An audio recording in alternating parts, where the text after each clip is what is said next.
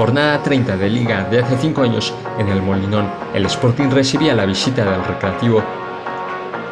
El Sporting sabía la importancia de puntuar ante un equipo que estaba en descenso y así mantener la segunda plaza.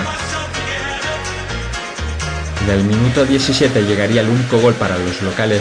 Johnny mandaba un cambio de orientación directo al área y Guerrero remataba a raso para adelantar al Sporting.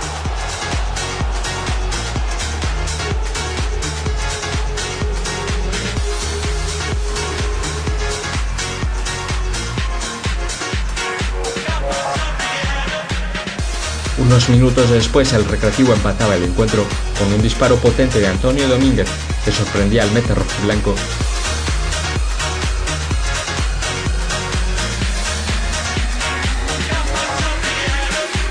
El Sporting se iba al ataque y aprovechaba cada balón para generar peligro en la portería de Rubén Ramos.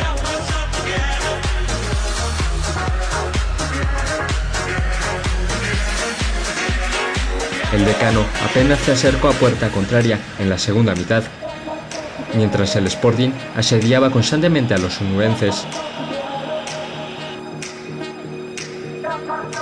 A pesar de las oportunidades locales, el partido terminaba con reparto de puntos. El resultado le servía al Sporting para mantener la segunda plaza con 56 puntos.